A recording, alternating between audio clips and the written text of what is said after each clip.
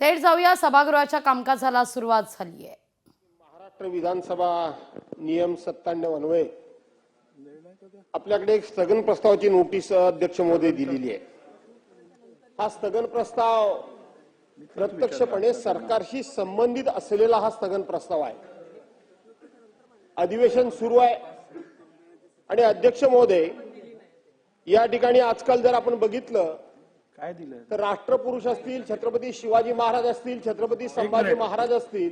तुम्ही 97 दिलाय ना? हो 97 दिलंय। 97 प्रश्न उत्तर नंतर 57 जर असेल तर आपण प्रश्नोत्तराच्या आधी म्हटलं घेतो। 97 ठीक आहे, मग आपण मला नंतर मांडायला द्या। प्रश्नोत्तरानंतर आपण घेऊ। चलो ओके।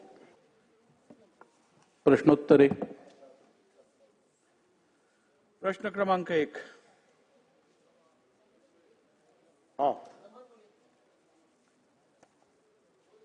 अध्यक्ष महोदय,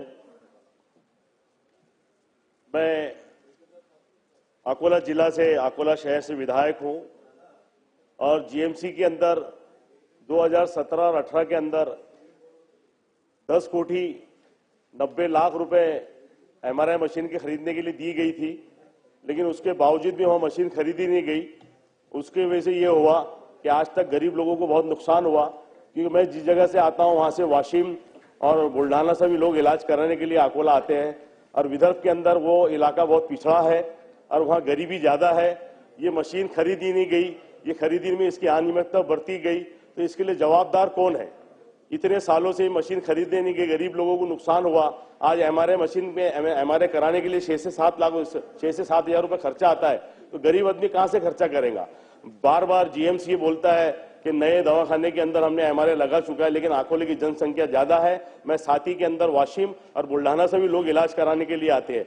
एक एमआरआई मशीन एमआरआई लेने के लिए कम से कम 7,000 रुपए खर्चा आता है, तो गरीब आदमी कहां से पैसा लाएगा? तो ये किसकी गलती के वजह से हुआ? पिछले 4 सालों से मशीन वहां लगी नहीं गई, खरीदी हो ही नहीं गई, तो इसका नुकसान कौन भरेगा? और मैं चाहता हूं सदन से कि वो जिन लोगों ने ये इसमें लापरवाही बरती है उनके ऊपर कड़ी से कड़ी कार्रवाई हो। गए सर्वर क्या देखो, इनको मिला कि नहीं पता चले।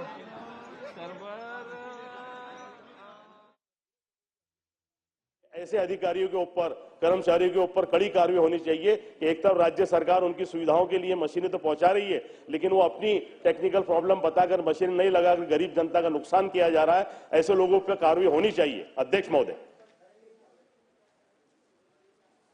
अध्यक्ष महोदय, खरं आहे की अकोला शासकीय वैद्यकीय महाविद्यालयामध्ये एमआरआई मशीन घेण्यासाठी 6.5 कोटी राज्य शासनाचे, केंद्र शासनाचे 4 कोटी 38 लाख आणि सिद्धिविनायक गणपती न्यासचे 5 कोटी असे एकूण 15 कोटी 90 लाख रुपये मंजूर झाले होते, प्रशासकीय मंजुरी झाली होती। त्यानंतर हापकिननं याच्या 3 निविदा काढल्या। 21/8/2020 ला एक निविदा काढली, 3/11/2021 ला आणि 15/1/2022 ला। याला कुणाचंही कधी प्रतिसाद मिळाला नाही। त्यानंतर नियमाप्रमाणे अर्थ विभागानं हे 2 वर्षामध्ये जर झालं नसेल तर पैसे परत द्यायला सांगितलं, त्यामुळे त्यांचे पैसे परत दिले।